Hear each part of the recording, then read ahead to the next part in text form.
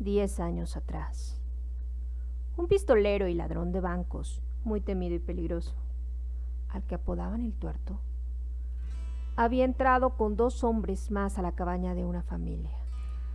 Un hombre, una mujer y una niña de 14 años se encontraban bendiciendo sus alimentos para cenar. El Tuerto abrió la puerta y los 3 se acercaron lentamente a la mesa. Sus acompañantes se situaron detrás de la mujer y la niña. Él, en cambio, se sentó a un extremo de la mesa frente al padre de la niña. Fijó su fría mirada en el hombre y, sin mediar palabra, desenfundó sus armas y apuntó hacia la mujer y su hija. «Por favor, no les hagas daño. Ellas no tienen nada que ver en esto. Nuestras deudas fueron saldadas hace mucho tiempo», dijo el hombre. «Aún me debes una vida. Jamás olvidaré lo que le hiciste y lo recordaré hasta el día en que me muera», respondió el Tuerto. Entonces dejó de apuntar a ellas y dirigió sus pistolas hacia el hombre. El padre le lanzó una mirada suplicante, pero él le disparó varias veces en presencia de su mujer y su hija. La mujer corrió hacia la víctima y, mientras abrazaba su cuerpo ensangrentado y agonizante, empezó a llorar de forma inconsolable, temblando de rabia y de miedo. La joven, viendo a su padre muerto sobre el piso, se abalanzó sobre el asesino y acometió contra él con todas sus fuerzas. «¡Maldito cobarde! ¡Maldito! ¡Eres un maldito! Algún día nos volveremos a encontrar y te arrepentirás de lo que acabas de hacer. Para entonces estaré preparada y vengaré su muerte», le gritaba llorando, invadida por la furia y el dolor. El Tuerto le sonrió con una mueca preñada de maldad y sarcasmo. Luego les dijo a sus cómplices que la sostuvieran. El Tuerto sacó una navaja de su bota y, sujetando la cabeza del adolescente, le hizo una incisión en el rostro. Seguidamente, los 3 bandidos abandonaron la cabaña sin apartar su mirada de ella. Tras la muerte de su padre, la niña se fue a vivir con su abuelo paterno, el viejo sheriff del condado, que era un cazador experimentado y tenía sangre india en las venas. El anciano solía llevarla consigo a las montañas, donde le enseñó a rastrear la caza y, sobre todo, a manejar todo tipo de armas, incluyendo el arco y las flechas. Con el paso del tiempo, ella llegó a ser tan diestra como él en el uso de las armas.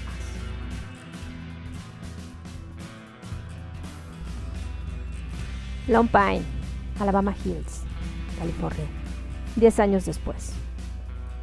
Tras su máscara plateada, un jinete solitario miró hacia abajo desde el otro lado de la colina. Observó atentamente a unos hombres que cabalgaban muy unidos, pero no eran de la región. Llevaban sombreros de alas anchas, botas con espuelas, largas chaparreras, lazos y hermosos revólveres de plata y oro. Los notó ansiosos y con actitud sospechosa. Al otro lado de la colina se veía venir un tren que viajaba hacia el este, a media velocidad. Su chimenea humeante dejaba una estela negra a su paso, y los ecos de su silbato se escuchaban en todo el valle. Traía algunos vagones con carga, otros con pasajeros, y otros cuantos con sus puertas selladas. A medida que el tren se acercaba, los vaqueros aceleraban el paso de sus caballos. Se ubicaron a ambos lados de los rieles. Entonces, el enmascarado supo que algo malo iba a pasar. Se montó en su hermoso caballo blanco y, al galope, siguió la dirección del tren ocultándose entre las rocas y colinas, sin dejar de observar a los extranjeros con sus binóculos. Quería descubrir cuáles eran sus intenciones. Días antes de que el Tuerto fuera enjuiciado, el ayudante del sheriff, quien estaba asociado con su banda, informó a sus cómplices que el tren que lo trasladaba también llevaba al este un importante cargamento de oro. Los capuchas negras, como se hacían llamar, conociendo esa información, idearon un plan para liberar a su jefe y, paso, hurtar el oro del tren.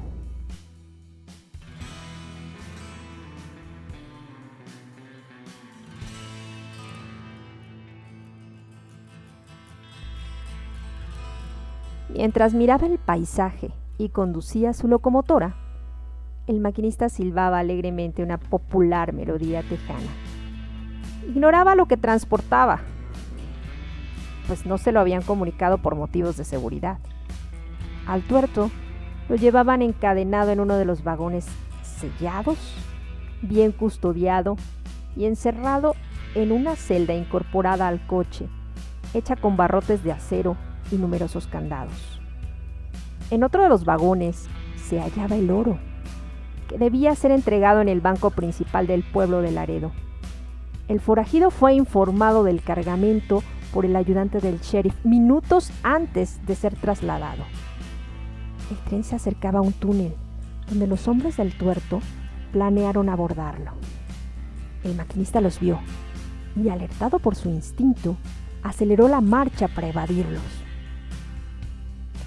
Si logro llegar al túnel, los perderé y todo estará bien, pensó para sí mismo. Los hombres que bloqueaban la entrada al túnel, montados en sus caballos, al ver que el tren venía a toda marcha, tuvieron que apartarse. Dando vuelta, rodearon la colina al galope para alcanzarlo al otro lado. Para cuando ellos llegaron, el jinete fantasma ya se hallaba escondido tras unas rocas cercanas al lugar, vigilando sus movimientos. Después de observarlos durante el trayecto, se dio cuenta de que sus intenciones no eran buenas. Preparó su escopeta, un arco y flechas que llevaba en su espalda, y 2 pistolas de oro puro que había heredado de su abuelo, el comisario Johnson, recordado en el condado por ser un sheriff recto y justiciero. Algunos integrantes de la cuadrilla alcanzaron el tren y saltaron de sus caballos para abordarlo. Una vez llegaron al techo, brincando de coche en coche, se desplazaron hasta el vagón donde llevaban al prisionero. Dispararon a las cadenas y los candados de seguridad que impedían el acceso al vagón e ingresaron, matando a varios de los guardias. Una vez tuvieron el control de la situación, exigieron al jefe de los guardias que les ordenara a sus hombres abrir la celda. Sin más opciones dio la orden. Se abrió la puerta y aquella mirada fría y aterradora del tuerto vio de nuevo la luz.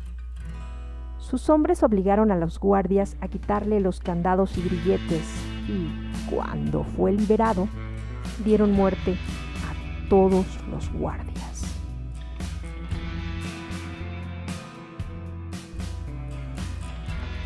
Uno de sus hombres llevaba atado su caballo corriendo cerca del vagón. El tuerto realizó algunos movimientos para estirarse y después saltó del tren sobre su caballo. ¡Ahora! ¡Vamos por el botín! ¡No podemos perder más tiempo! Estamos cerca de la frontera. Si el tren la cruza, estamos perdidos, dijo a sus hombres. Jim, vete al frente y obliga al conductor a detener el tren, ordenó a uno de sus pistoleros.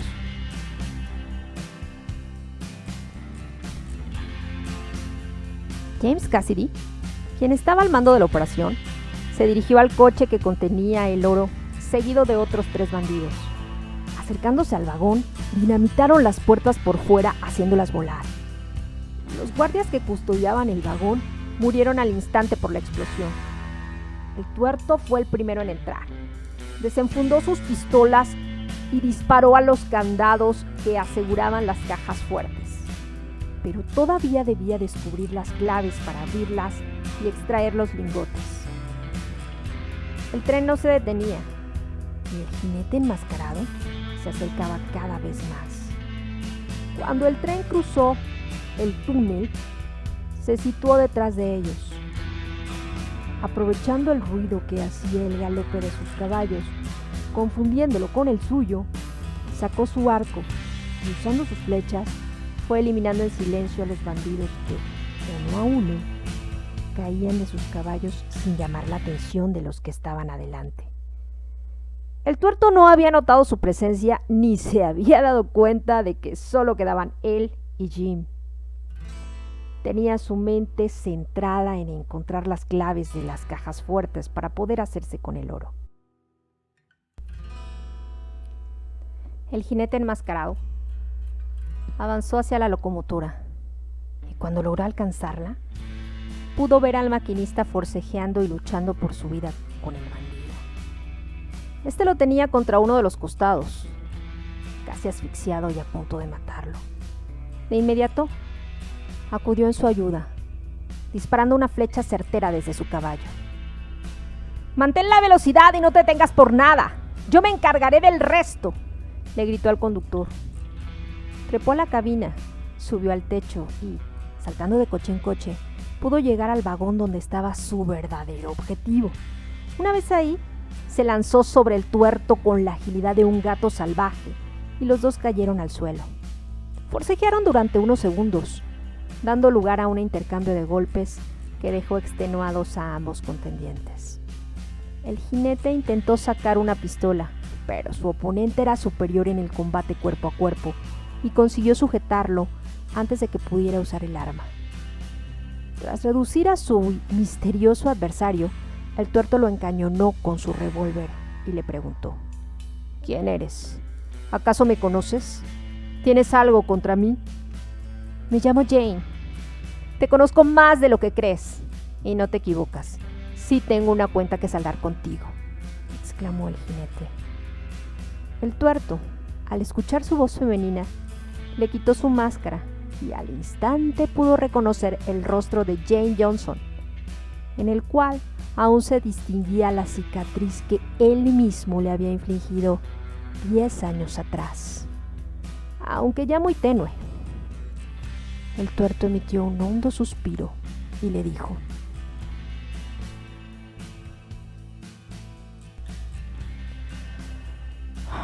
«Comprendo perfectamente tus deseos de venganza.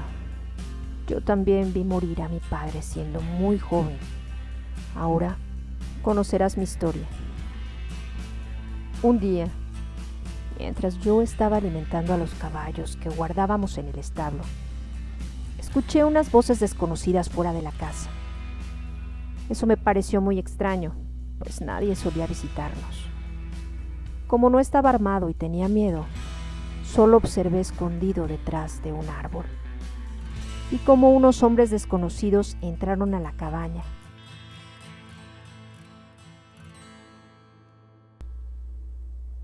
Golpearon a mi padre y lo ataron a una silla, obligándolo a ver cómo uno de ellos abusaba de mi madre.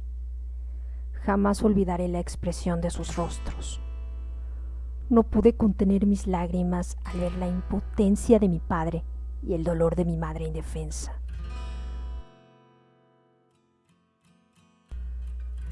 Consumado el acto, ahí sentado, le rociaron petróleo y le prendieron fuego. A ella la golpearon, dejándola inconsciente. Se la llevaron en un caballo. Cuando se fueron, corrí lo más rápido que pude para ayudar a mi padre, pero ya estaba muerto. Entonces salí del rancho antes de que el fuego me atrapara, impulsado por la sed de venganza. Emprendí la búsqueda de esos hombres que arruinaron nuestras vidas. Tiempo después, supe que mi madre había muerto mientras daba luz a una niña, fruto de ese acto de horror. Dediqué varios años de mi vida a planear mi venganza. Para poder sobrevivir, durante mucho tiempo tuve que hacer muchas cosas, algunas buenas y otras muy malas, que me convirtieron en quien soy ahora. Participé en numerosos tiroteos y asaltos. En uno de ellos, al dinamitar la puerta de un banco, tropecé mientras intentaba alejarme de la explosión y una esquirla alcanzó mi ojo izquierdo. Desde entonces, todo el mundo empezó a llamarme el tuerto.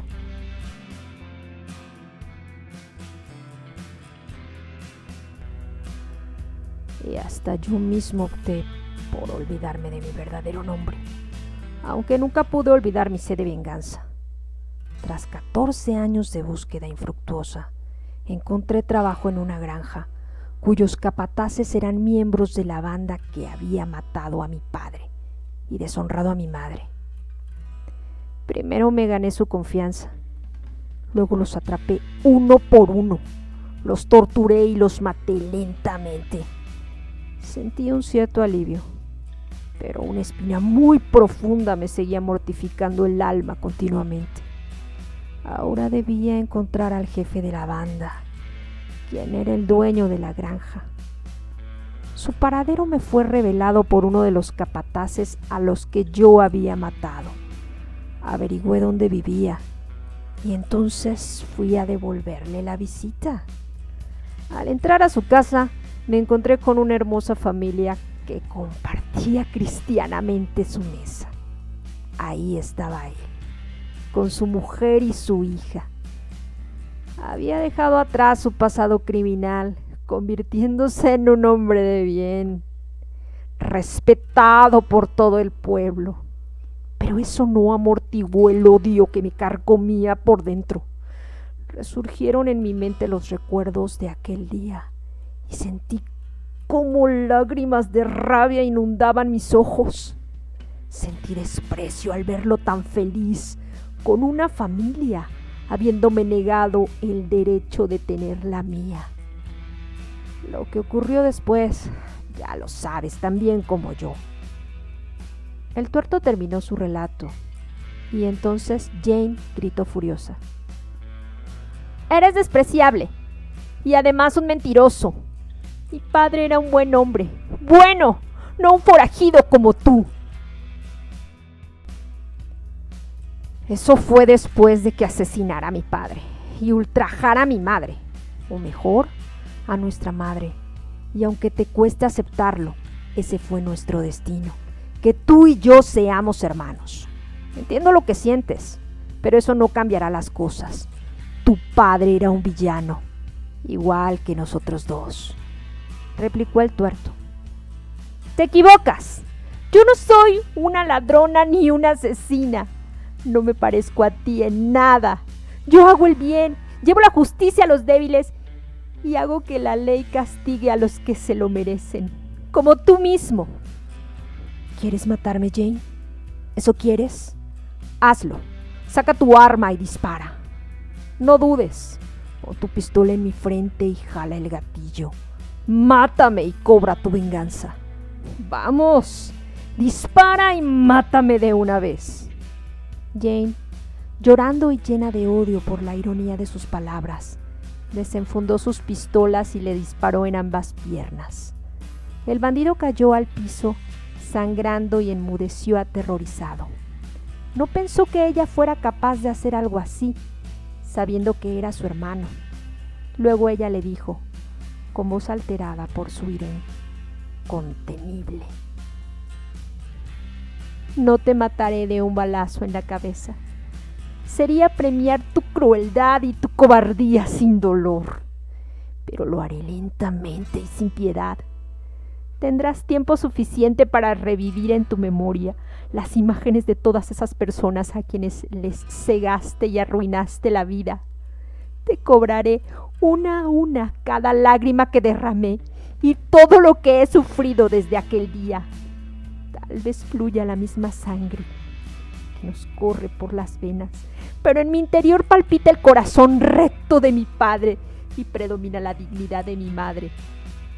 Con la autoridad que me otorga la ley a la que represento, hoy haré justicia y pediré a Dios por tu perdón, porque de mi parte nunca lo tendrás.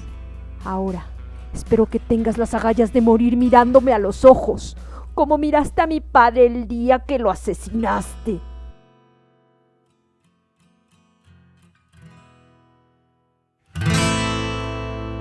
Jane se acercó al tuerto y, tras registrar sus ropas, encontró en una de sus botas la misma navaja con la cual le había marcado el rostro 10 años antes. Lo agarró del cabello, empujó su cabeza hacia atrás y, mirándolo fijamente a los ojos, le cortó el cuello. Luego, sin apartar su mirada de él para ver cómo se desangraba lentamente, se fue acercando hacia la puerta del vagón. Cuando el tuerto hubo exhalado su último suspiro, Jane Johnson dirigió una mirada al cielo. Luego saltó sobre la grupa de su corcel blanco y regresó a su pueblo sin mirar atrás, con el corazón pleno de orgullo por haber cumplido con su deber y honrado el recuerdo de su padre.